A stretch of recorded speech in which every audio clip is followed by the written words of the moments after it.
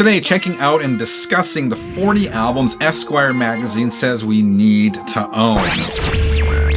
So here's the thing with these essential record lists. I don't think there are any essential records. What is essential to me is not essential to you, right? Our only essential records are the ones we own and love. We each have our own essential records, and that is the way it should be. That said, these lists are fun to digest and go through, and I was curious about this one that I just came across. Esquire magazine, that's like a high-end men's lifestyle magazine. They came out with this article entitled 40 Must-Own Vinyl Records. I'm thinking, what the hell can be on this list? So my curiosity was piqued. Let's check this out.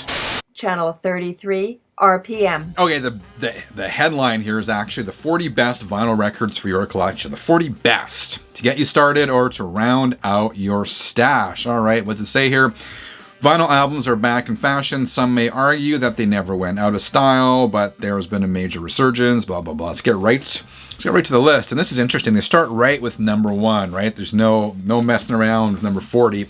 Number one record, according to Esquire magazine, what do they call it? Number one record. The number one best vinyl record for your collection is Fleetwood Mac Rumours. Interesting, this is number one. I mean, how do you rank these, right? That's the whole other question. But yeah, Rumours is a good album. I own it. I would hazard a guess that most people watching this video would own it, so I guess that's a good way to start. Number two, Bruce Springsteen, Born to Run. There's two challenges to these lists, right? Coming up with 40 records, then actually ranking the records. There's no disputing the fact Springsteen is an essential artist, I guess, but does he rank above the Beatles? I don't know. Born to Run, a good album.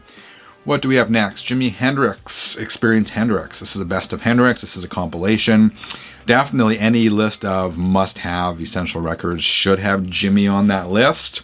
And since this list is appealing to the broadest range of people possible, a compilation seems to work. Love Hendrix. Good pick. This is an interesting one for number 4, Rolling Stones, Let It Bleed. Not so much surprised by the fact the Stones are on this list, but is Let It Bleed the essential record? This is me. This is just me speaking. I would rank Exile on Main Street above this. I would rank Sticky Fingers. So yeah, interesting pick, but yeah, you need some Stones on here. Again, the Beatles fans are probably freaking out because Stones are ranking above the Beatles here. And so is apparently Elton John, number 5, Diamonds. This is, again, a compilation. And the context of this list, compilations make sense. Elton John is one of those artists that we're all kind of familiar with. But if you dive into his catalog, he's got a lot of stuff. This is my experience anyway, a lot of stuff that I didn't really realize Elton John did. My favorite Elton John track is Saturday Night's All Right for Fightin'. It's on here. Number 6, Nothing But the Best.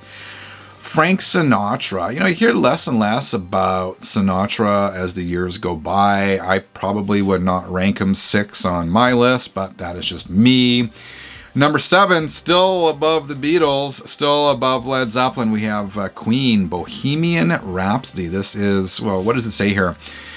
Do we really need to explain this one? Yes, you do, Esquire. Yes, you do. It says Freddie Mercury smashes his way through every track on the soundtrack to the 2018 film, which told the story of the band's rise to fame. It's essentially a greatest hits album, so you get all the songs you already know and love. I mean, I wouldn't say it's essentially a greatest hits album. It is a greatest hits album, and I notice that all of the albums on this list have Amazon affiliate links, so Esquire is obviously trying to sell these records as well. I mean, is this even the best Queen compilation? I don't think so, but okay, it's good to have Queen on the list. Number 8, Unplugged in New York, Nirvana. I have a hard time listening to this record. That is because I remember when Kurt Cobain committed suicide, this was everywhere. The music station here in Canada, Much Music, was showing this all the time, and I found it so depressing. I mean, if this is my list, I would have swapped this out for Nevermind, but this is not my list. Number 9, Prince, Purple Rain. I love Prince. Prince, man, he was so talented, and Purple Rain is probably my favorite Prince album. Again, not speaking to the ranking. I don't know about the ranking, but yeah, Prince, that's cool. And finally, we get to the Beatles. This is, as I said, I know all the Beatles fans are going to be typing right now thinking, Esquire, what the hell? Why do you have the Beatles in 10th place? I mean, I'm not the biggest Beatles guy in the world, but if this was my list, I would have ranked the Beatles higher, and I guess Abbey Road is a good representation of the band. It says, did you think we would ever forget the Beatles? Well, I kind of did, Esquire. Number 11, Maroon 5, songs about Jane. I don't know anything about Maroon 5. It says this has gone platinum 4 times, so it's obviously a huge record. Elvis Presley, his debut album, Blue Suede Shoes. Love Elvis. Love this album cover. It's been parodied and copied by other artists over the years. Kind of surprised Esquire picked this one. I would have probably gone with an Elvis compilation of some sort, but okay, put Elvis on the list, sure. All right, next up, Bob Dylan, Highway 61 Revisited. Again, I'm not the biggest Dylan guy, but I would sure put Dylan on the list. This has Like a Rolling Stone on it. What does it say here? If you're going to have one Dylan album, make sure it has Ballad of a Thin Man on it. So there you go. Number 14, this one is kind of surprising. Pink Floyd, Wish You Were Here. This would probably be a controversial pick. Most lists I see do have Pink Floyd on it, but the common pick is Dark Side of the Moon. Me personally, I prefer Wish You Were Here over Dark Side of the Moon and Over the Wall, so I would say Esquire, this was a good pick. Number 16, Legend, Bob Marley and the Wailers. I would guess many, if not most, record collections do have some Bob Marley in them, so this is a good place to start. ABBA Gold. I got a soft spot for ABBA. I grew up with this playing in our house as one of my mom's favorite bands, and this is a good compilation. 17, Harry Styles. I don't know anything about Harry Styles. I know he's popular. I know people dig him. Same with Arctic Monkeys. I don't know a lot or anything about the Arctic Monkeys, but you know, I'm an old guy, so what the hell. What I notice is missing from this list so far is like Led Zeppelin, Black Sabbath, AC/DC, Miles Davis, John Coltrane. Let's see what's coming up. Brand New Me, Aretha Franklin with the Royal Philharmonic Orchestra. Yeah, man, I can see the Queen of Soul being on a list. Is this her essential album? Or maybe a compilation would have been better suited on here. I don't know. This was interesting. Number 20, Love for Sale by Tony Bennett and Lady Gaga. Lady Gaga's got quite the voice, man. That track she did with the Rolling Stones on the new album, she wails. Such a great voice. Again, I'm not the biggest Lady Gaga fan, and I can't really talk about her discography in any sort of depth, but this seems like an odd pick. Tony Bennett and Lady Gaga for this list. Again, I'm suspicious because Esquire has these Amazon affiliate links. Maybe this is an album that's readily available on Amazon over other Lady Gaga albums. I don't know. I don't know why this one's on the list. Very Best of Diana Krall. You know, I have one or two of her records. It's kind of like vocal, mellow jazz, that kind of stuff. What does this say? This woman has a voice made for vinyl, and this album features her best works. Okay, a compilation. Sure, makes sense. Number 22, Man on the Moon 3, The Chosen by Kid Cudi. Not familiar with Kid Cudi. You tell me if Kid Cudi deserves to be on this list. My Chemical Romance, again, huge band, wasn't necessarily my jam. It says this limited edition smoky color vinyl was crafted to match the vibe of this moody, epic saga. Oh, look, there's an Amazon affiliate link. Actually, I'm curious. What happens if I click on this? And that's funny. It says the vinyl is actually currently unavailable, so that doesn't help me at all anyway. All right, number 24, Miles Davis, Kind of Blue. This is a good pick. It says, if you are just starting to dip your toe into the waters of jazz music, this Miles Davis album will fill your home with the captivating sounds of Davis's trumpet. I agree with that description, having this on the list. This was the first jazz record I ever bought. Still sounds good to this day, man. It was recorded in the 1950s. It still sounds good. And it's one of those albums, even if you don't know Miles Davis, put this on and you will recognize some of the tracks. Good record. Number 30, Adele. I ain't touching this. Adele has a ferocious following. She does have a good voice, but not my jam. This one, what the hell? Michael Bublé, Christmas. Esquire, what the hell? We still haven't seen any Zeppelin, Sabbath, all these other great bands. I could go on. I could probably find 500 records that should be on this list over Christmas by Michael Bublé.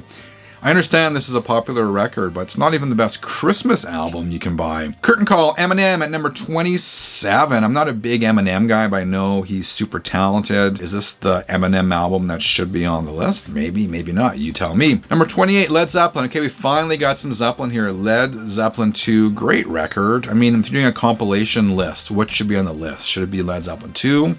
Should it be Led Zeppelin 4? Either of those would work well on the list. Next up at number 29, What's the Story? Morning Glory from Oasis. I'm not the biggest Oasis guy, but I know this record is on a lot of these sort of essential record lists. I think Oasis was bigger in the UK than they were over here.